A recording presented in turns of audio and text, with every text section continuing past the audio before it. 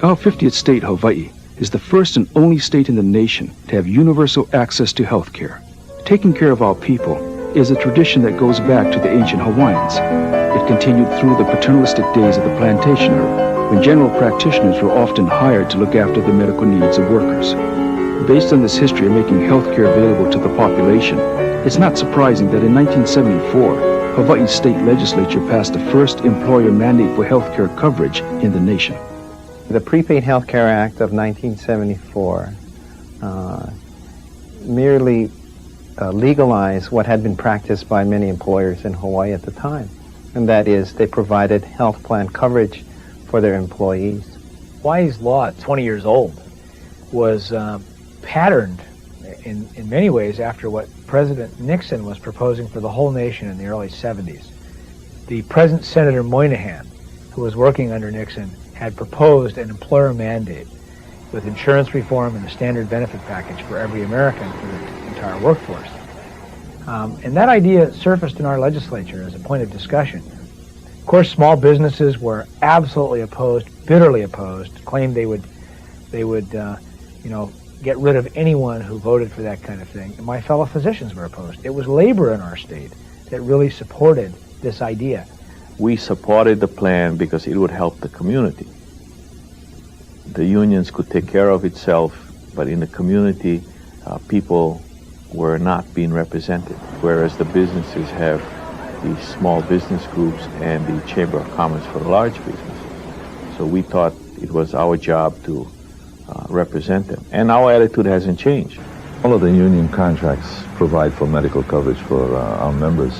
It was a social conscience of the union. We just felt that a successful union or a good union looks out for everybody, not only its general membership, because we wanted to have a better community here. And so we pushed the program to install a prepaid health care plan in the state of Hawaii. It doesn't benefit any of our members, but it does help those that are in need of medical coverage. And so as you see now, President Clinton talking about pretty much the same thing.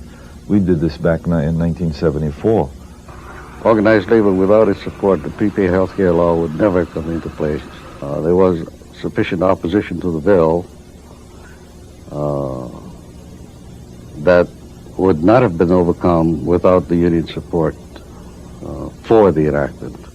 I think the prepaid health plan, from the social worker's point of view, was the consummation of everything which social workers feel is necessary to give full living to the lives of working people as well as to the people who are not working. In essence, it also represented the culmination of the ILWU's sense of social justice. Consequently, it was our feeling that through the Hawaii Prepaid Health Act, that a lot of individuals who could not have health coverage could in fact be given what we perceived at that time to be a right, which obviously it is not. Otherwise, we would not have the present discussion over whether or not the Clinton administration should provide health care for the 37 million Americans who do not have health care and for the nearly 50,000 Americans who are underinsured, as a matter of fact. An employee of the Hawaii Employers Council for over 40 years, Betty Hirozawa recalls the council's reaction to the act. We felt, number one, that employers were providing benefits, medical care benefits, but that if something was going to be imposed, a law, then we should at least get into the arena and make sure that the concerns of our employers were addressed. I know Senator Yoshinaga back then felt that this was a very important piece of social legislation, and he was really pushing it, advancing it. In addition to former Senator Nadao Yoshinaga, others who played key roles in getting the Prepaid Health Care Act passed included the late Governor John Burns, retired Hawaii Supreme Court Justice Edward Nakamura, and former Representative Yoshito Takamine. 2 years after the law was passed, Standard Oil Company of California filed suit against the state, challenging the act. In 1981, it was overturned. Then in 1983, special federal legislation allowed Hawaii to reinstate its Prepaid Health Care Act. The plan has worked well. It's worked so well that it's received national recognition, and the National Health Plan has been using Hawaii as an example of what can be done in every state in the Union. President Clinton has mentioned Hawaii specifically as a state that has done something more than. And we like to believe that the Union helped reach that point, helped get the state to that point by our insistence in 1974 at the legislature of getting the prepaid health care plan passed. Deborah Mudd is the co-owner of a wholesale roofing supply company. Prior to opening this company, she was a critical care nurse for 13 years. As a healthcare professional and small business owner, she says passing the Prepaid Health Care Act was one of the smartest things the state has ever done. The Prepaid Health Act has not been detrimental to my business personally. When I went into the business, I just accepted it and worked at making sure this coverage, because this is something I wanted to do, knowing the cost of medical care, knowing the difficulties of it. It was just a personal concept that I was not willing to negotiate on for myself. But I deal with businesses that are going bankrupt every day, that are on the verge of bankruptcy, and I can understand some of their problems with these mandates. Of course, the Act does have its shortcomings. I think there might have been a lack in our 1974 Prepaid Health Act in that we said that dependency coverage, which was not mandatory, would be a voluntary aspect of the employed members. And usually if you have members working in the lower paid jobs, they do not have enough money to pay for the premiums which would include their family members. Where it has not really worked and where employers are greatly concerned is when the legislature has kept on mandating additional benefits. And I think that's what most employers really feel very concerned about, that additional benefits are just added on and on, including the most famous one that I think even Jack Lewin talks about is the in vitro fertilization, where it doesn't benefit a vast majority of the people under benefit plans. State government workers and federal government workers, there are a couple of little loopholes where people don't have to have insurance. If they come on as emergency hires, supposedly just to fill a part-time slot for a few months for family leave, vacancies and that kind of thing. What happens is some of these people are still working after 2 or 3 years and don't have insurance coverage. So there's a lot of little teeny loopholes to fill. Despite its shortcomings, Hawaii has a lot to offer the rest of the nation in terms of our experience with 20 years of prepaid health care. That, according to Dr. John Lewin, who is also a member of President Clinton's Health Care Reform Advisory Team. Basically, Hawaii can show the nation you can do it. It's possible. We can do it without going broke. This is the most expensive state in the nation. We have the lowest health care costs in America, even lower than Canada. Super high quality system. And even though our people are not genetically or by choice of lifestyle the healthiest people in America by far, we have the best health outcomes in America. The lowest infant mortality, highest longevity, best survival from cancer, from heart disease, from emphysema. And it's all because our people have better access to primary care and prevention and get the care they need before they get very, very ill. The main features of Hawaii's Prepaid Health Care Act include a mandate requiring all employers to provide health coverage to employees who work 20 or more hours a week. Shared costs. An employee may be required to pay 1.5% of monthly wages or up to half of the premium cost. The employer pays the balance, or at least 50% of the cost. There is a standard state-established package of benefits, and no eligible person can be refused coverage based on pre-existing medical conditions. Hawaii's insurers also use a voluntary community rating. This allows them to spread health risks across the entire population, making health insurance generally affordable to small businesses and individuals. With a broader base of people that are contributing to the total cost of providing health care in Hawaii, it keeps the cost down by simply spreading it among a greater number of people. By comparison, the Clinton administration's proposed American Health Security Act includes universal coverage, employer-mandated health coverage for workers, a comprehensive package of benefits, health alliances to negotiate premiums with health plans, and portable insurance.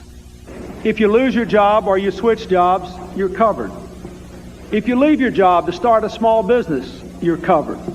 If you're an early retiree, you're covered. Most of the goals that's been put forth by the administration in their plan, such as universal coverage, cost containment, certainly we support those. We believe in universal coverage, and certainly we believe in cost containment. I mean, they would say they're for it. We would say we're the people that are doing it. Critics of the Clinton plan point to its enormous cost, an estimated $700 billion over 5 years. This would be the biggest tax increase in the nation for everybody, for small businesses especially. NFIB strongly supports reform. The number one priority for small business nationwide is the skyrocketing healthcare costs. But when NFIB studied the Health Security Act, the 1,342 pages of it, we found that that does not address the high cost. Cost containment is one of the biggest issues of healthcare reform. We keep records of who's covered, what plans they have. We bill and collect the money. We distribute the money to the providers, healthcare providers. Those same functions would still have to be performed. It is presently being done by someone, ourselves, who has a great deal of experience, over 50 years. We have one of the lowest costs of doing this in the United States. To substitute that for an agency that does not exist, that some way thinks that they can do something cheaper than we can do it, I think is nonsense. One of the ways you can deliver care cost effectively and yet maintain the highest quality is to integrate your system of providers. And that is to have the right number of personnel, to provide services in-house rather than go on outside when it's cheaper to do so, and to maintain facilities and equipment at optimal levels. And we believe a health maintenance organization like Kaiser Permanente offers a cost-effective, high-quality alternative than traditional delivery systems. Originally formed by several plantation physicians, Straub Clinic and Hospital is Hawaii's oldest and largest private group practice. Probably the overriding issue right now in the United States, and here in Hawaii as well, is the issue of value for the dollars spent. One of the things that's going to have the biggest impact on that long term will be the development of what we call integrated health systems. And that will be where the physicians and the hospital all have common ownership, common leadership, common management, and common financial incentives. That's similar to what Straub is. We are an integrated health system. So once an integrated health system is in place, and then we as a system compete in a managed care environment with other systems, that I think will provide both high quality and cost effectiveness. Hawaii's costs are actually cheaper than Canada's, or Germany's, or Sweden's. This article by Dr. Lewin and Dr. Peter Savinsky of the State Department of Health appeared in the May 19, 1993 Journal of the American Medical Association. It cites a 1992 study comparing overall healthcare costs in Hawaii with the United States and several nations. According to the study, Hawaii's overall cost is 7.8% of its gross state product. The United States, on average, spends 11.2% of its gross domestic product. Germany, 8.2%. The Netherlands, 8.5%. Canada, 8.6%. And Sweden, 9%. We need to get the message out to people in America that we can do a much better job within budget, and we can do it without necessarily putting the government in the total control and micromanagement of the system. Mention national health care reform, and the Canadian Health Insurance Program is often pointed to as a model. Its key features are universal coverage. The program covers all residents for necessary physician and hospital care. Single-payer system. Health insurance is administered by a single public agency. In 1989, health costs in Canada were $670 less per person than the United States. The difference is attributed to lower administrative costs in physician and hospital reimbursements, and no cost sharing. There are no patient co-payments or deductibles. There is a segment of the Congress that definitely is in favor of a single-payer system, much like the Canadian system. I would have very strong feelings that a governmental, bureaucratic, single-payer system has never worked well in our country to do anything. We also are finding that in Canada, they're having to increase revenue sources or to ration care. So there are limitations to that system as well. The American consumer is not ready or hasn't shown a willingness to accept limitations like Canada. It wants its services now. It wants the best in providers, the best in quality, and it wants a successful outcome each time. And that kind of medicine doesn't come cheaply. Big Island family physician Kevin Kudahara likens Hawaii to Canada's single-payer system in this respect. With HMSA being the primary insurance company of Hawaii, they've been able to hold costs down and hold physicians' fees and expenses down too. So in that sense, yes, they've been able to control costs. Take care of your people, and they'll take care of you, is an axiom that this company takes very seriously. Wolfram Supply Incorporated provides 100% health care coverage for its workers and their families. It's really a personal philosophy we have, in our company. My husband and I, we work right along with everybody else. We have children, they have children. It's very important to us that the people that we work with are provided for. You know what? You don't even find much of the companies that do cover 100% of your medical and including your family. You guys are very happy to work here. The atmosphere is good, friendly people, guys willing to come to work and give it all their 100%. In terms of labor management relations, collective bargaining today, the medical plan is a key benefit plan, and they look at it in terms of how can we improve it over and above the prepaid health care law requirements. But tempering that increased benefits is the specter of the rising cost of health care. And I think both union and management do recognize that something has to be done and there has to be some give and take. Every set of negotiations I go into, there is a proposal on the part of the employer for us to pay something on the medical plan. When a union negotiates a contract and has a full medical plan, they gave something up to get that full medical plan. We took less on wages. We took less holidays. We took a lesser pension plan because we wanted to preserve the medical plan. So we did what we thought was necessary to preserve that plan. And now for them to come back and say they want us to pay for it, they're going to have resistance. But sure, employers are always looking to reduce costs, small business in particular. I think we all need one another, and small business has to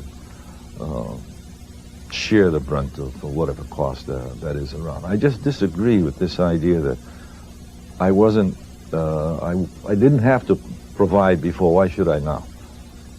So you had a good thing going for a number of years. Sorry about that, friend, but you got to start paying now. We are one country, and if we can broaden the base and reduce the overall cost to everybody in the country, why not? Why not? The medical industry has been the fastest growing industry, bar none.